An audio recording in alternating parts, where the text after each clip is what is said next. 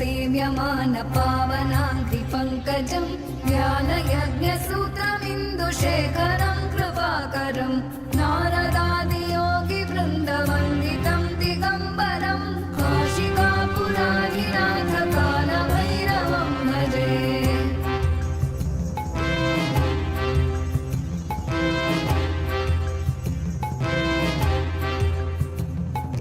भानुकोटिभास्वरं भवाब्धितारकं परं नीलकण्ठमीप्सितार्थदायकं त्रिलोचनं कालकालमम्बुजाक्षमक्षशूलमक्षरं काशिकापुराधिनाथ कालभैरवं भजे।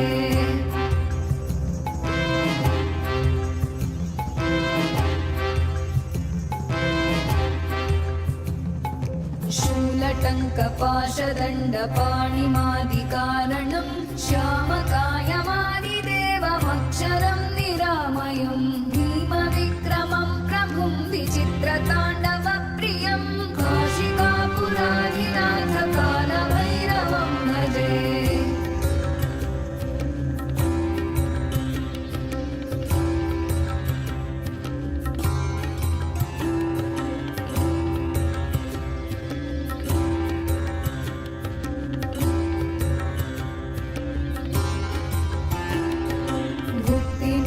दायकं प्रशस्तचारुविग्रहं भक्तवत्सलं स्थितं समस्तलोकविग्रहं विनिक्वणं मनोज्ञहेम किङ्किणीलसत्कटिं काशिकापुराधिनाथ कालभैरवं भजे।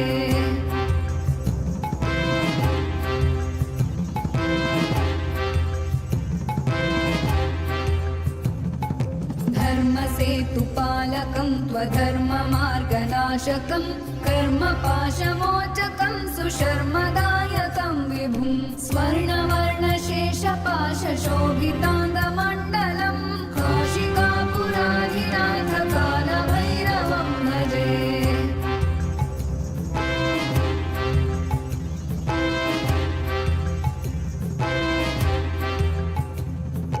रत्नपादुका प्रभाभिरामपादयुग्मकं नित्यमद्वितीयमिष्टदैवतं निरञ्जनं मृत्युदर्पनाशनं करालदंशमोक्षणं काशिकापुराधिनाथ कालभैरवं भजे।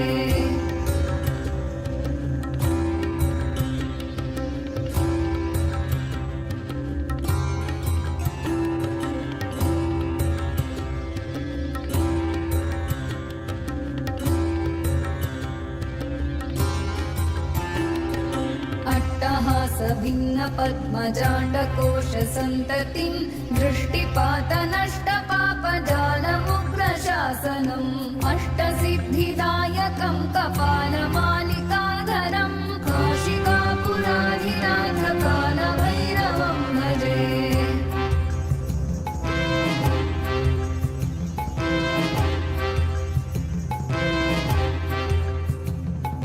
भूतसङ्घनायकं विशालकीर्तिदायकं काशीवासलोकपुण्यपापशोधकं विभुं नीतिमार्गकोविदं पुरातनं जगत्पतिं काशिकापुराधिनाथ कालभैरवं भजे।